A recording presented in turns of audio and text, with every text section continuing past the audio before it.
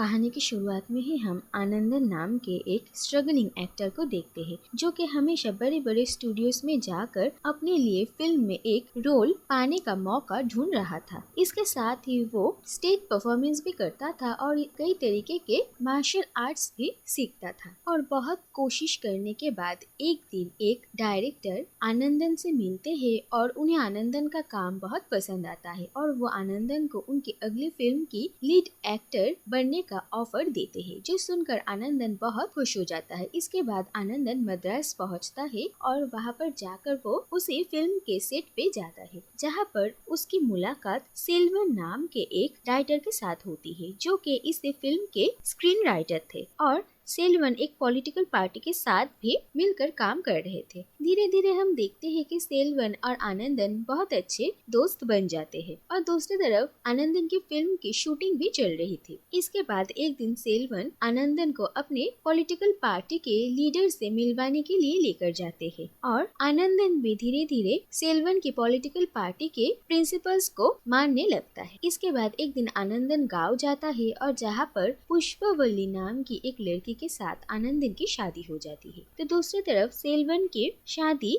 मरगथम नाम की एक लड़की के साथ होती है। आनंदन और पुष्पवल्ली एक दूसरे के साथ बहुत खुश थे। इसके बाद जब आनंदन मद्रास वापस आता है तो उसे पता चलता है कि कुछ फाइनेंशियल प्रॉब्लम्स की वजह से उनकी फिल्म बंद हो रही है, जो सुनकर आनंदन को बहुत बुरा लगता है। तो दूसरी तरफ हम देखते हैं कि सेल्वन की पॉलिटिकल पार्टी अब मेन ऑपोजिशन पार्टी बन चुकी थी। आनंदन इतनी बड़ी फेलियर के बाद भी हार नहीं मानते और वो फिल्मों में अच्छे रोल्स के लिए ट्राई करते रहते थे और साथ ही में वो छोटे मोटे रोल्स भी करते थे। लेकिन बहुत वक्त बीतने के बाद भी जब आनंदन को कोई बड़ी फिल्म नहीं मिलती है तो वो ऐसे छोटे मोटे रोल्स करते हुए थक जाते हैं और वो तय करते हैं कि वो अब इंडियन आर्मी में ज्वाइन करेंगे और आनंदन पुष्पा को उसके गाँव भेज देते हैं। और इसके कुछ दिनों बाद आनंदन को ये पता चलता है कि पुष्पा की तबीयत बहुत खराब हो गई थी और उसकी मौत हो गई है। ये बात सुनकर आनंदन बिल्कुल टूट जाते हैं और सेल्वन आनंदन के साथ पुष्पा के गांव आते हैं और पुष्पा की कब्र को देखकर आनंदन बिल्कुल टूट जाता है और सेल्वन उसे संभालता है।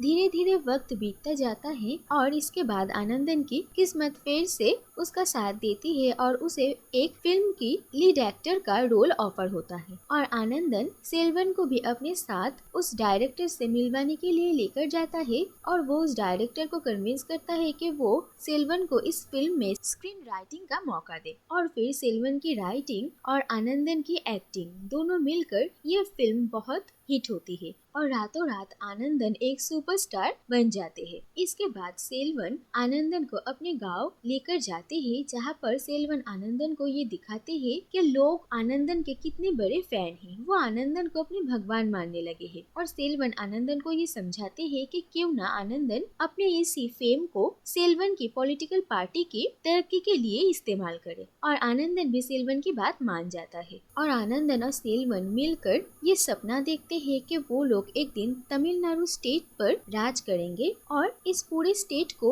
अपने मन की तरह बनाएंगे। ना ही यहाँ पर कोई गरीबी होगी, ना ही कोई लाचारी और ना ही किसी के साथ कोई अन्याय होगा। सब कुछ वो लोग अच्छे तरह से करेंगे और इस स्टेट की बहुत तरक्की होगी। इसके बाद धीरे धीरे वक्त बीतता जाता है और आनंदन और भी ज्यादा बड़े एक्टर बनने लगते हैं और आनंदन की पॉपुलैरिटी दिन ब दिन बढ़ती रहती है। इसके बाद आनंदन के साथ अपनी ही एक को स्टार रमानी का एक रिश्ता बनता है और रमानी के साथ आनंदन की शादी हो जाती है और अपने फिल्म करियर के साथ साथ आनंदन सेल्वन की पॉलिटिकल पार्टी के साथ भी जुड़ा था और उनके पॉलिटिकल पार्टी के लीडर अय्या वेलुथम्बी आनंदन को भी ये सजेस्ट करते हैं कि क्यों ना वो भी अब इलेक्शन में खड़े हो। लेकिन ये बात सेल्वन को कुछ अच्छा नहीं लगता है, क्योंकि सेल्वन को लगा था कि जो लोग इस पॉलिटिकल पार्टी के कामों में ज्यादा इन्वॉल्व है उन लोगों को ही इलेक्शन में खड़े होने का मौका मिलना चाहिए। जो भी हो, इसके बाद आनंदन अपने फिल्मों में बिजी हो जाते हैं तो दूसरी तरफ सेल्वन अपने पॉलिटिकल पार्टी के और इस स्टेट की तरक्की के लिए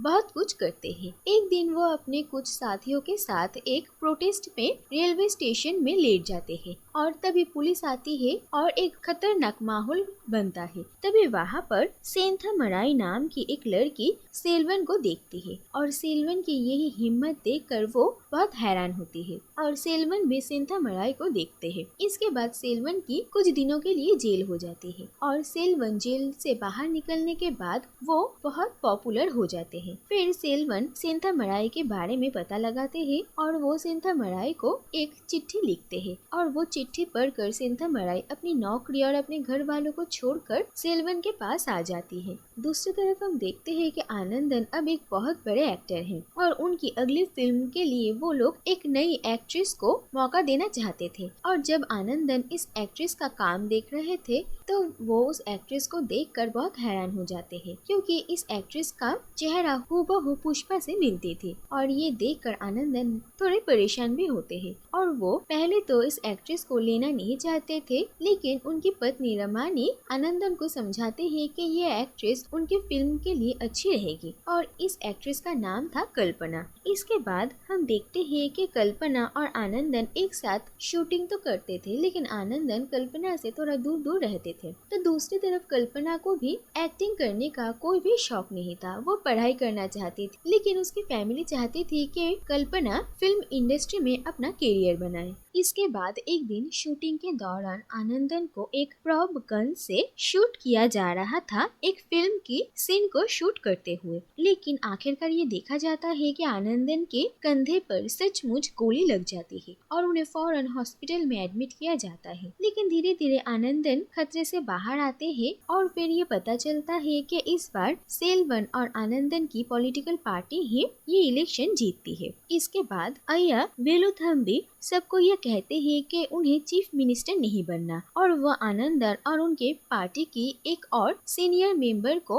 ये फैसला लेने के लिए कहते हैं कि किसे चीफ मिनिस्टर बनाया जाए और सेल्वन को इस बात का बहुत बुरा लगता है कि वेलुथम्बी उनका कोई राय लेना जरूरी नहीं समझा। लेकिन इसके बाद आनंदन की फुल सपोर्ट के साथ सेल्वन को ही चीफ मिनिस्टर बनाने के लिए चुना जाता है और सेल्वन बनते हैं तमिलनाडु के चीफ मिनिस्टर। दूसरी तरफ हम देखते हैं कि आनंदन और कल्पना धीरे धीरे एक दूसरे के करीब आने लगते हैं और उन दोनों में एक रिश्ता बनता है और आनंदन अक्सर पुष्पा के बारे में कल्पना से बातें किया करता था और कल्पना को भी पुष्पा की बातें सुनना अच्छा लगता था। दूसरी तरफ हम देखते हैं कि सेल्वन चीफ मिनिस्टर बनने के बाद धीरे धीरे उनमें कुछ बदलाव आने लगते हैं और आनंदन की बढ़ती पॉपुलैरिटी को देखकर वो इनसिक्योर भी फील करते हैं। इसके बाद आनंदन सेल्वन से बात करते हैं और उन्हें कहते हैं कि वो आनंदन को हेल्थ मिनिस्टर बना दे, लेकिन सेल्वन इस बात के लिए मना कर देते हैं क्योंकि वो और उनकी पार्टी के बाकी मेंबर्स नहीं चाहते कि कोई फिल्म एक्टर को इतनी बड़ी पद सौंपा जाए और वो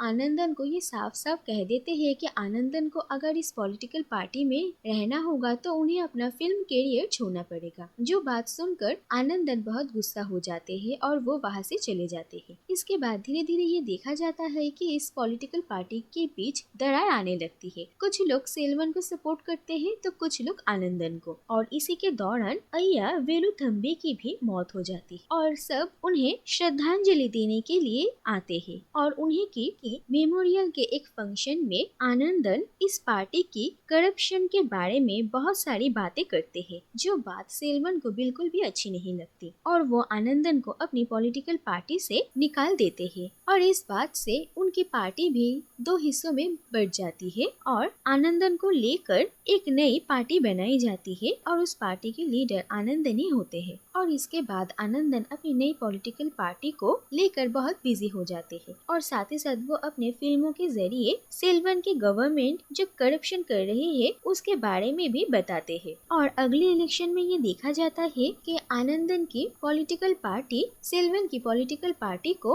हरा देती है और आनंदन बनते हैं नए चीफ मिनिस्टर। दूसरी तरफ आनंदन और कल्पना एक दूसरे को पसंद तो करते थे, लेकिन आनंदन पहले से ही शादीशुदा थे और साथ ही साथ वो अब एक पॉलिटिकल पार्टी के लीडर भी है, इसीलिए किसी एक्ट्रेस के साथ उनका नाम ऐसे जुड़ना शायद उनके इमेज के लिए सही नहीं था। और वो कल्पना को ये बात समझाने की कोशिश करते हैं, लेकिन कल्पना आनंदन के इन सारी बातों से बहुत नाराज होती है और वो आनंदन और अपने फिल्म करियर सब कुछ छोड़कर चली जाती है। और इसके बाद हम देखते हैं कि आनंदन और उनकी पॉलिटिकल पार्टी इस स्टेट की सारी जिम्मेदारियां संभालते हैं, लेकिन उनके गवर्नमेंट में भी कुछ खास बदलाव नहीं आती और इन सारी बातों से सेल्वन की ऑपोजिशन पार्टी आनंदन की गवर्नमेंट पर बहुत सारी सवाल उठाते हैं और उनके प्रोटेस्ट से स्टेट में बहुत वायलेंस का माहौल बन जाता है और आनंदन मजबूरी में सेल्वन को अरेस्ट करने का ऑर्डर देते हैं और फिर सेल्वन को अरेस्ट कर लिया जाता है और उन्हें कुछ दिन जेल में ही रहना पड़ता है। इसके बाद सेल्वन जेल से बाहर भी निकलते हैं। दूसरी तरफ एक दिन आनंदन एक रिलीफ कैंप में कल्पना को देखते हैं। कल्पना भी वहाँ पर लोगों की मदद करने के लिए आई थी और वो दोनों इतने दिनों बाद एक दूसरे को देखकर बहुत इमोशनल हो जाते हैं। और फिर हम देखते हैं कि आनंदन अपने एक खास आदमी को कल्पना को अपने साथ मद्रास वापस लेकर आने के लिए भेजते हैं और कल्पना भी आने के लिए तैयार हो जाती है। लेकिन आखिरकार ये देखा जाता है कि जिस कार से कल्पना वापस लौट रही थी उस कार की एक्सीडेंट हो जाती है और कल्पना की मौत हो जाती है। और जब आनंदन को कल्पना की मौत की खबर मिलती है तो वो ये बात बर्दाश्त नहीं कर पाते हैं और उनकी तबीयत खराब होने लगती है। इसके बाद एक दिन आनंदन और उनकी पत्नी रमानी अय्या वेलुथम्बी की पोते की शादी में आए हुए थे और वहाँ पर उनकी मुलाकात सेल्वन और सेल्वन के परिवार के साथ होती है और सेल्वन और आनंदन एक दूसरे से मिलते हैं और एक दूसरे से बात करते हैं। वहाँ पर अचानक आनंदन की तबीयत खराब हो जाती है और सेल्वन उन्हें अपना ध्यान रखने के लिए कहते हैं। इसके बाद आनंदन वहाँ से चले जाते हैं। फिर एक दिन सुबह रमानी नींद से उठकर देखती है कि आनंदन कोई हलचल नहीं कर रहे हैं और उन्हें समझ में आता है कि आनंदन अब इस दुनिया में नहीं रहे। और ये खबर जब सेल्वन को पता चलती है तो पहले तो वो मान ही नहीं पा रहे थे और फिर जब उन्हें ये समझ में आता है कि ये बात सच है तो वो बिल्कुल टूट जाते हैं और वो आनंदन को देखने के लिए पहुंचते हैं। लेकिन धीरे धीरे वक्त बीतता जाता है और वहाँ पर कुछ सिक्योरिटी इश्यूज के वजह से सेल्वन को वहाँ से जल्दी निकलना पड़ता है और फिर वहाँ से सेल्वन उसी जगह पर जाते हैं जहाँ पर आनंदन और सेल्वन पुराने दिनों अक्सर जाया करते थे और वहाँ पर वो दोनों एक साथ एक नई तमिलनाडु स्टेट बनाने का सपना देखा करते थे और वहाँ पर ही जाकर सेल्वन अपनी और आनंदन की दोस्ती पर एक कविता बोलने लगते हैं। तो दूसरी तरफ ये दिखाया जाता है कि आनंदन को तैयार किया जाता है और उन्हें एक आखिरी बार यात्रा के लिए लेकर जाया जाता है जिससे कि उनके चाहने वाले उन्हें एक आखिरी बार देख सके। और इसी के साथ ये कहानी यहीं पर ही खत्म हो जाती है।